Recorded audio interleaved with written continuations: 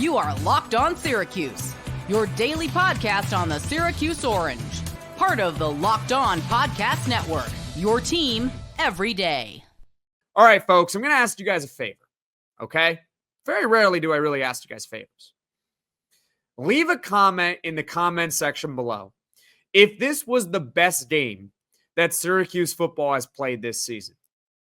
There's some candidates up there, but in my opinion, this is the best. Because from start of the game to the middle portion of the game, facing a little bit of adversity at times, to the finish, it was complete. It was the most clean effort from Syracuse football.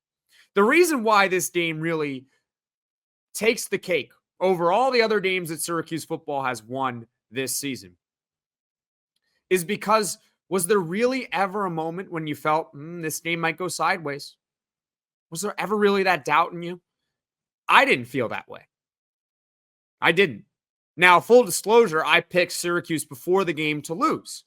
And the sports books had Syracuse as high as a double-digit underdog in this one. They proved all of us wrong, apparently. So maybe that was the only moment when I actually believed, oh man, Syracuse might not win this game, was before the game. When they played Georgia Tech earlier this season, okay, I'm going to bring up Georgia Tech because I think that might have been the other best game that they played. Also, UNLV is up there too. But specifically Georgia Tech, they were dominating that game.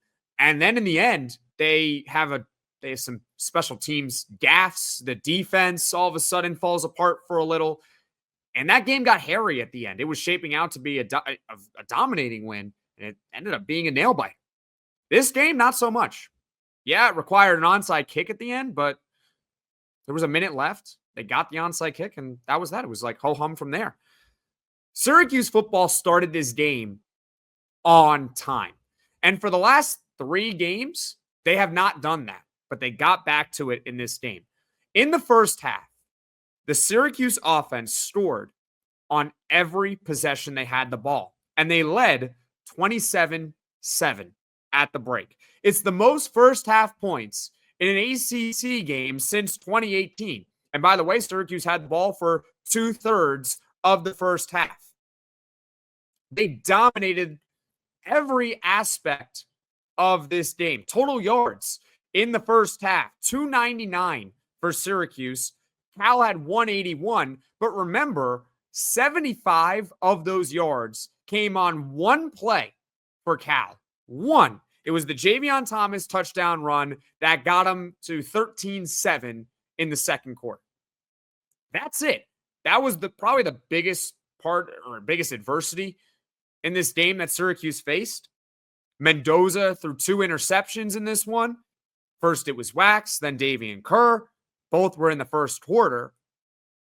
And Syracuse's offense took advantage of both of those mistakes. They scored 10 points off of them.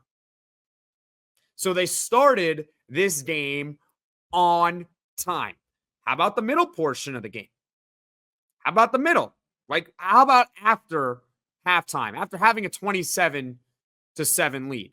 Now, I know the box score says, well, Cal controlled the second half, but really, eye test, they didn't.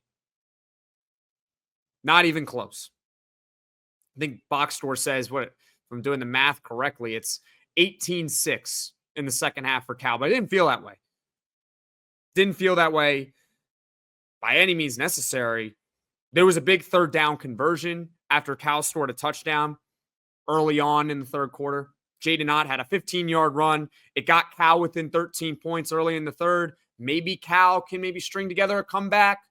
Nope. I thought one of the biggest plays of the game was when Syracuse took over, they're facing a third down. I don't remember the exact yardage, but it was definitely a passing third down. Like, it wasn't a 3rd and 1 or 3rd and 2. This was at least a 3rd and medium. And Kyle McCord hit Arande Gadsden over the middle on a slant route to avoid the 3 and out. I thought that was a huge play because when Jaden Ott scores that touchdown, they're within 2 possessions again. And if the Syracuse offense goes 3 and out at that point, well, all of a sudden the momentum shifts back in favor of Cal, but at least by avoiding a 3 and out,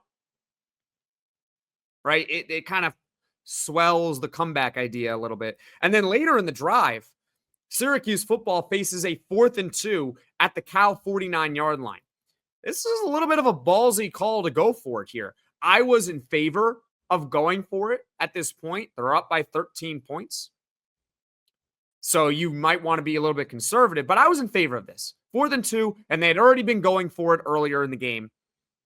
And Kyle McCord, they didn't try to run it or anything like that. They threw a deep one. And Kyle McCord with an excellent anticipation throw. He threw to a spot. And Oronde Gadsden, who was cutting across the middle of the field, it ends up being caught near the left sideline, comes up with a sliding hands grab for a first down. It was a big-time throw by Kyle McCord and a big-time catch from Oronde Gadsden. That was another huge play in this game. Talked about that 3rd down earlier in the drive, but on that 4th down, if Syracuse football doesn't convert there, Cal's got a short field to potentially cut to within 1 possession. So that was a big play right there. Syracuse gets a little bit conservative after that. They have a 3rd and 10 at the Cal 29. They call a bubble screen to LeQuint Allen. I don't really love a bubble screen on a 3rd and 10. I like that on a 2nd and 10 play, but that's a little nitpicky here or there. And Jackson Kennedy, to his credit, hits a 43-yarder. We hit all of our field goals in this game. Shout out to the Syracuse special teams. My goodness. So Jackson Kennedy hits a 43-yarder. Syracuse goes up 30-14. Cal takes over. They go 3 and out. It was flawless. How about the ending of the game? Well, there was a point where Kyle McCord nearly threw a pick 6 to Noah Williams when they're trying to run the clock out. And it was a poor decision from Kyle McCord, but I blame the play calling on that. You can't get cute. You got to run the ball. At one point, Kyle McCord hit Jackson Meeks for a 14-yard touchdown. It appeared to ice the game. It was 37-17 with 3:20 to left. But upon further review, the officials got this right. They overturned it. It was no catch for Jackson Meeks. And Syracuse has to settle eventually for a field goal. They go up 33-17 with 3:12 to go. And give Syracuse's defense some credit here. They didn't really allow a huge play. Cal drove the ball down the field. They drove the ball down the field, but it took them well over 2 minutes. It took them, they ended up scoring with 1:01 left in the game. They do get the 2-point conversion, but then the onside kick, they don't get it. Syracuse wins this game. From start to the middle to the end, this was a clean performance from Syracuse football. They turned Cal over twice. Syracuse did not have a turnover. At the end of the game, we've seen moments this season when Syracuse has to, on defense, has to ice a game. We saw this really against NC State. They will allow like these huge plays that go for like 75 yards. Syracuse did allow a couple of big plays. A Jaden Ott 53-yard run, which, by the way, after that run, the defense held them to a field goal. The 75-yard touchdown, Davien Thomas. Aside from that,